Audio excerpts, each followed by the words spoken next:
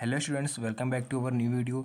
जैसा कि आप सभी बच्चे स्क्रीन पर देख पा रहे हो कि आज हम लोग बात करने वाले हैं आव्यूह का गुणा, मतलब कि मल्टीप्लिकेशन ऑफ मैट्रिक्सेस। ठीक है, 2x2 और 3x3 जितनी भी मतलब मैट्रिक्स होती हैं उन सभी को आपस में हम लोग मल्टीप्लाई कैसे करते हैं, हम लोग इस पर आज डिस्कस करने वाले हैं। तो आप लोग को बता दें, आप लोग की जानकारी के लिए, कि ये वीडियो हमारा पार्ट 2 हो रहा है। पार्ट 1 आप लोग का बन चुका है, जिसमें आप लोग को मैट्रिक्स को जोड़ना और घटाना बताया गया है। ठीक है, बहुत ही अच्छी तरह से समझाया गया है। जिस बच्चे ने ना देखा हो आप जाके देख सकते हो, उसका लिंक आप लोग को नीचे डिस्क्रिप्शन में मिल जाएगा। शुरू से बेसिक से स्टार्ट कर रहे हैं। मैथ हम क्लास 12th की, तो जो बच्चे मतलब कोचिंग नहीं जा सकते हैं, या फिर इतना आप लोग गवर्नमेंट कॉलेज से हो, क्योंकि गवर्नमेंट कॉलेज में वैसे भी मैक्सिमम पढ़ाई नहीं होती है ज़्यादा, तो आप लोग को इधर उधर कोचिंग जाने की, फालतू का पैसा अपना खर्च करने की कोई भी ज़रूरत नहीं है। आपको मेरे चैनल को बस इतना काम करना है कि सब्सक्राइब कर लेना है, और जितनी भी इंपॉर्टेंट वीडियो आप लोग को बताई जा रही हैं, क्योंकि स्टार्टिंग से आप लोगों को कोर्स कराया जा रहा है, फिर चाहे मैथ हो, फिजिक्स हो, केमिस्ट्री हो। ठीक है, तो स्टार्टिंग से आप लोग को चैप्टर वाइज चैप्टर पढ़ाया जाएगा। अभी से सब्सक्राइब करके रख लीजिए, आप लोग के बोर्ड एग्जाम में बहुत ज़्यादा ही काम आएगा। ठीक है, तो पार्ट 1 आप लोग देख लीजिएगा रख के। आज हम लोग पार्ट 2 पे बात करने वाले हैं कि आव्यूह का मल्टीप्लाई हम लोग कैसे करते हैं। तो देखिए, इसी पर बेस हम पहला सवाल आप लोग को बताने वाले हैं कि कैसे हम लोग कर सकते हैं। तो देखिए, यहाँ पर पहला क्वेश्चन हमने नोट कर दिया है। लिखा हुआ है, यदि ए इक्वल टू, आप लोग को एक मैट्रिक्स दी हुई है, वह बी इक्वल टू दिया हुआ है। ठीक है, तो आप लोग को ए क्रॉस बी यहाँ पर ज्ञात करना है। ए क्रॉस बी मतलब ए जो मैट्रिक्स है या फिर जो आव्यूह है, उसका हमें गुणा कराना है, यानी कि मल्टीप्लाई कराना है। किसके साथ? बी वाले के साथ। तो कैसे कराएंगे इसका मल्टीप्लाई? देख लीजिए, सिंपल सा एक रूल होता है, आप लोग अभी से ध्यान रखिए, क्योंकि आगे आप लोग को रिवीजन करने में उतना ही आसानी होगी। तो हम लोग करेंगे क्या? देखिए, सबसे पहले आप लोग को यहाँ पर ए मैट्रिक्स दिख रही है और बी मैट्रिक्स दिख रही है, तो हमें करना क्या? देखिए, इसके हिसाब से हमें चलना है। ए पहले हमें उतार लेना है यहाँ पर, तो हमने उतार लिया यहाँ पर 2 5 4 3। ठीक है, उसके बाद मल्टीप्लाई का बीच में साइन लगाया, तो मल्टीप्लाई का साइन लगा दीजिए। फिर एक बी मैट्रिक्स हमें उतारनी है, तो हम लोग उतार लेंगे 2 6 2 2। अब देखिए, इसका सिंपल सा एक रूल होता है। सबसे पहले तो स्टार्टिंग हम आप लोग को एक चीज़ क्लियर कर दें यहाँ पर, कि यहाँ पर आप लोग को ये चीज़ दिख रहा होगा, एक इस तरह से ये जो चीज़ दिख रही है आपको, ये होता है हमारा बच्चों रो। इसको हम लोग क्या बोलते हैं? रो बोलते हैं। ठीक है, और ये जो हमारे आप लोग को ये दिख रहे हैं, ये होते हैं हमारे कॉलम। ठीक है, मतलब जो वर्टिकल हों ये होंगे मेरे कॉलम, और जो हॉरिजेंटल है, जिसको हम लोग क्षैतिज बोलते हैं हिंदी में, ये होते हैं हमारी रो।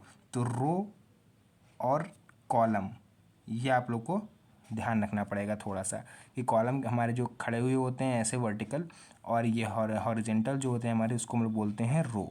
तो यहाँ पर सिंपल सा मल्टीप्लाई का रूल क्या है मैट्रिक्स में, कि आपको एक साइड की रो लेनी है। ठीक है, मतलब इधर का हम क्या करेंगे, ये वाली रो ले लेंगे, और इधर का ये हम एक कॉलम ले लेंगे, मतलब ये रो, ठीक, और ये कॉलम। तो देखिए, 2 के मल्टीप्लाई हम किससे कराएंगे? 2 से। तो सबसे पहले हम यहाँ पर एक मैट्रिक्स बना लेंगे। 2 की मल्टीप्लाई 2 से, तो 2 2 जा 4। ठीक है, अब मल्टीप्लाई में हम लोग क्या करते हैं, छोटा बेसिक याद करिए आप लोग, लास्ट में हम लोग मल्टीप्लाई करके जोड़ते हैं ना, तो बीच में हम लोग यहाँ साइन लगा देंगे प्लस का। अब देखिए, 4 की मल्टीप्लाई कराएंगे 6 से, तो 4 6 जा 24। ठीक है, तो ये रो और ये कॉलम मेरा फिनिश हो गया। अब हमें क्या करना है? रो यही रखनी है। अब हमें किससे कराना है? इस कॉलम से हमें कराना है। तो देखिए, ये रो और ये कॉलम, तो देखिए 2 2 जा 4 प्लस फिर 4 2 जा 8। यहाँ पर हम लोग मैट्रिक्स को बंद कर देंगे। अब यही सेम काम हमें क्या करना है? नीचे वाले के साथ करना है, कि हमें ये वाली रो लेनी है और ये दोनों कॉलम लेने हैं बारी बारी से। ठीक है, तो पहले हम क्या करेंगे, ये रो लेंगे, तो इस 5 की मल्टीप्लाई किससे कराएंगे? 2 से, तो 5 2 जा 10 प्लस फिर हम इस 3 की मल्टीप्लाई किससे कराएंगे? 6 से, तो यहाँ हम लोग इसको लिख देंगे 18। सेम यही काम हम लोग करेंगे दूसरे रो कॉलम के साथ, तो यहाँ पर 5 2 जा 10 प्लस 3 2 जा 6। ठीक है, तो ये हमने यहाँ पर मल्टीप्लिकेशन करा दिया है। अब मान लीजिए यहाँ पर एक और रो होती, ठीक है, यहाँ पर एक और कॉलम होता, तो हम लोग उस रो को और तीनों कॉलम को फिर से लेते, है ना, मतलब रो एक रहेगी, बाकी कॉलम इधर चाहे जितने हों। ठीक है, ये आप ध्यान रखिएगा। बाकी ये जो हम लोग मल्टीप्लाई करा रहे हैं, ये मेरा कौन सा है? 2 क्रॉस 2। 2 क्रॉस 2 मतलब कि 2 रो हैं और 2 ही कॉलम है। ठीक है, मतलब 2 रो और 2 कॉलम। देखिए, यहाँ पर आप लोग को 2 रो दिख रही हैं और 2 ही कॉलम है, ठीक है। ऐसे इधर भी ये 2 रो और 2 कॉलम। क्लियर हुआ। अब इसको हम लोग ऐड कर देंगे, वही मेरा फाइनल आंसर होगा। तो यहाँ हम लोग इसको जब ऐड करेंगे तो ये हो जाएगा मेरा 28, यहाँ पर 12, यहाँ 28 और यहाँ पर 16, ठीक है। तो ये हमारा फाइनल आंसर आ गया A क्रॉस B का। तो ये जो मेरी मैट्रिक्स थी ये कौन से क्रम की थी, ये 2 क्रॉस 2 मैट्रिक्स है, ठीक है। कौन सी मैट्रिक्स है, 2 क्रॉस 2। अब हम लोग देखेंगे सिंपल गुणनफल कैसे कराया जाता है, ठीक है, जो कि 1 नंबर में कभी कभार पेपर में पूछ लेता है। तो वो क्वेश्चन हम नोट कर दे रहे हैं यहाँ साइड में। फिर देखिए यहाँ पर नेक्स्ट क्वेश्चन में नोट कर दिया है। यहाँ पर आप लोग को एक मैट्रिक्स और दिख रही होगी, ठीक है। ये मैट्रिक्स कौन से क्रम की, सबसे पहले तो हम लोग ये चेक करेंगे। तो यहाँ पर आपको दिख रहा होगा कि हमारे पास रो कितनी है, एक रो है हमारे पास और एक कॉलम है, ठीक है। तो ये हमारी जो मैट्रिक्स हुई वो हुई 1 क्रॉस 1 की। तो 1 क्रॉस 1 का मल्टीप्लाई कैसे करते हैं वो हम लोग आज देखने वाले हैं। तो देखिए यहाँ पर सेम प्रोसेस हमारा ऊपर वाला फॉलो होना है। जैसे हमने क्या करा था, यहाँ से इस रो को पकड़ के पहले इस कॉलम से मल्टीप्लाई करवाया था, फिर हमने इसी रो को पकड़ के इस कॉलम से मल्टीप्लाई करवाया था। सेम प्रोसेस हम लोग यहाँ पर अप्लाई करने वाले हैं। क्या करेंगे, देखिए सबसे पहले इस रो को हम पकड़ेंगे और इस कॉलम से मल्टीप्लाई करा देंगे। तो कैसे कराएंगे, देखिए 2 1 जा 2, ठीक, प्लस 4 3 जा 12 प्लस 2 2 जा 4। तो यहाँ पर हमारा जो फाइनल आंसर है वो अब हम लिखने वाले हैं। आपको थोड़ा ध्यान से देखिएगा इसको, 18, ठीक है। तो जो आंसर आपको दिख रहा होगा हमारा वो क्या आ गया, 18 आंसर आ गया। तो बस सिंपल सा आप लोग को यही करना होता है यहाँ पर। अगर आप लोग को यहाँ पर एक रो और कॉलम में मल्टीप्लाई कराना है, मेरी ये थी रो और ये था कॉलम। तो रो टू कॉलम तो हमने देख लिया। अब हम एक बार देखेंगे कॉलम टू रो, मतलब कि कॉलम इधर रखेंगे और रो को हम क्या करेंगे, आपस में यहाँ पर इंटरचेंज कर देंगे। तब देखते हैं कि हमारे आंसर पर क्या फ़र्क पड़ेगा। क्योंकि बहुत से बच्चों के दिमाग में आ रहा होगा कि सर अगर हम 2 क्रॉस 3 करते हैं तब भी 6 आएगा और 3 इंटू 2 करते हैं तब भी 6 आएगा। आपस में अगर इन दोनों को देखो हमने यहाँ पर इंटरचेंज करा तो हमारे आंसर में कोई फ़र्क पड़ा, कोई भी फ़र्क पड़ा, यहाँ पर नहीं पड़ा। क्या करा था हमने, 2 की जगह यहाँ 3 कर दिया और 3 की जगह पर यहाँ 2 कर दिया। तो क्या अगर हम सेम नंबर यही रखें, बस इसको हम इधर कर दें और इसको इधर कर दें तो आंसर में कुछ डिफरेंस आएगा। देखते हैं ज़रा करके हम लोग डिफरेंस क्या आएगा, ठीक है। तो देखिए यहाँ पर हमने क्वेश्चन नोट कर दिया, आप लोग देख पा रहे होगे स्क्रीन पर कि सेम देखिए क्वेश्चन यही है मेरा, बस हमने क्या करा है आपस में इन दोनों को हमने इंटरचेंज करा है, ठीक है, इसकी तरह।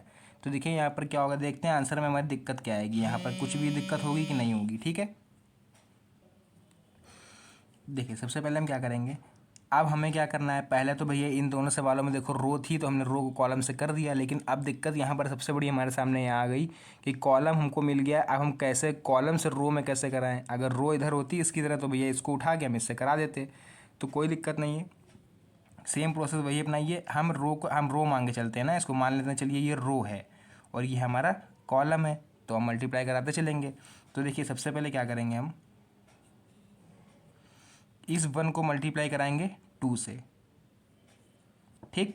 मान लिया हमने, ये मेरी क्या है, देखिए यहाँ पर मान के चलते हैं हम, ये क्या है हमारा, ये रो है और ये हमारा कॉलम है। तो देखिए इस रो को इस कॉलम से हमने मल्टीप्लाई करा दिया, ठीक। अब हमारा क्या है, इसको हमें किससे कराना है, इससे कराना है। जैसे कि अभी हम इसमें करा के आए ऊपर, आप लोगों ने देखा होगा यहाँ पर, ठीक।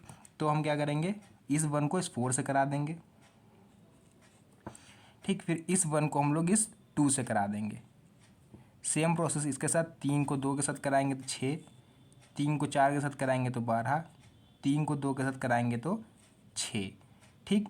ऐसे 2 2 जा यहाँ पर 4, 2 4 जा 8 और 2 2 जा 4। तो ये हमारा फाइनल आंसर आएगा। देखिए कितना बड़ा अंतर आ रहा है मेरे आंसर में। एक ये आंसर आप लोग देखिए और एक ये आंसर आप लोग देखिए।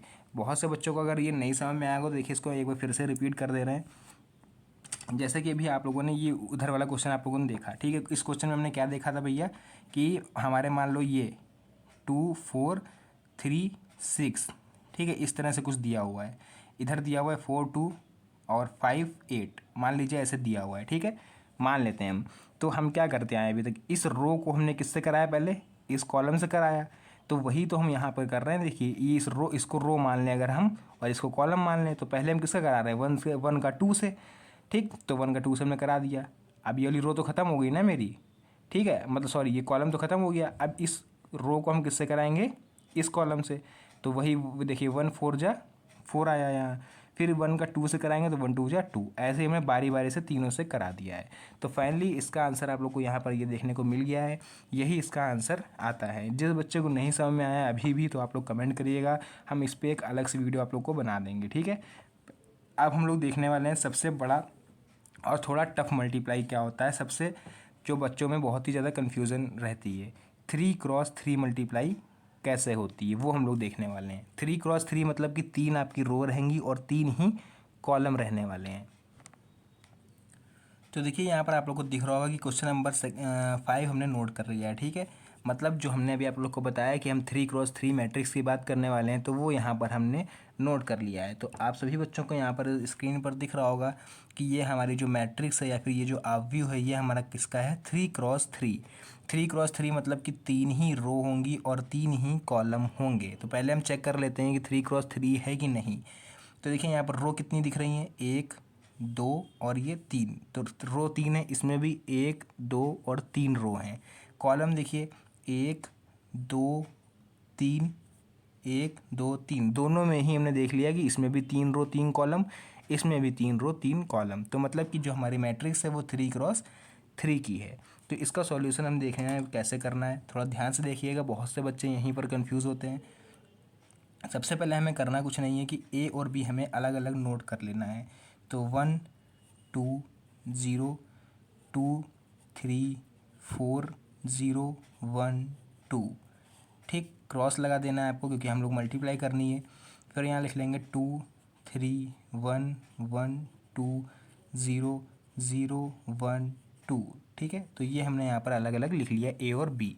अब आपस में इसकी मल्टीप्लाई करानी है, तो भैया मेन खेल जो हमारा है वो यहाँ से शुरू होने वाला है। तो बिल्कुल भी नज़रें मत हटाइएगा वीडियो पर से, थोड़ा ध्यान से देखिएगा इसको।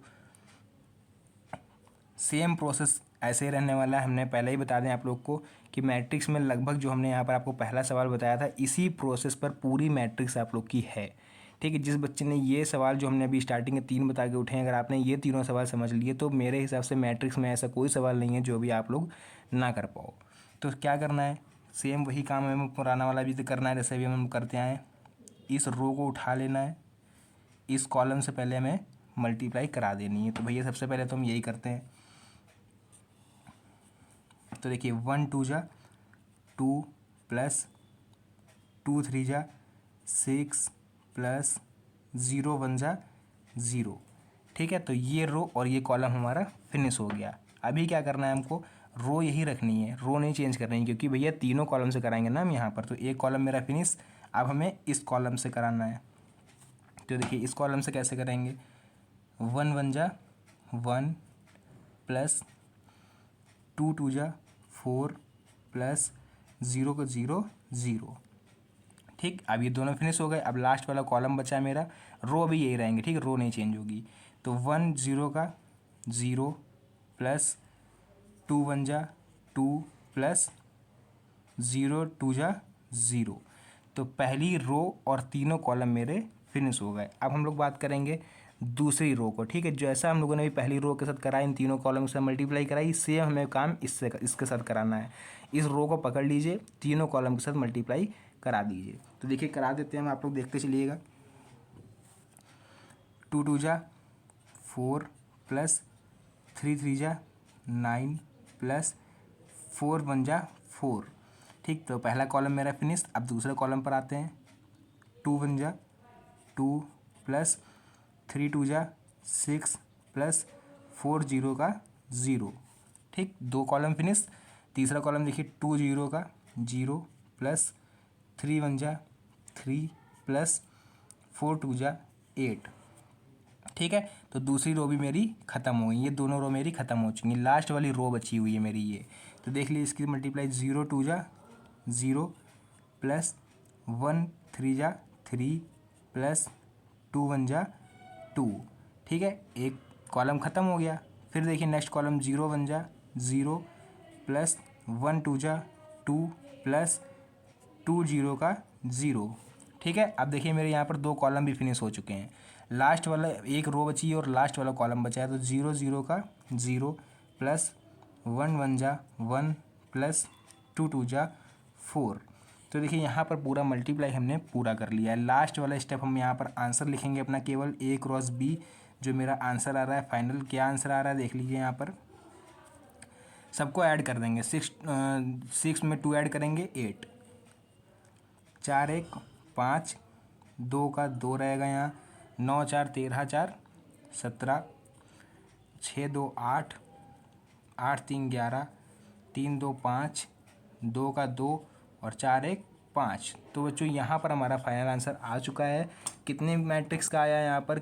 मेरा 3 क्रॉस 3 का आंसर आया है। ठीक है, ये तो आंसर क्या है आपके सामने है।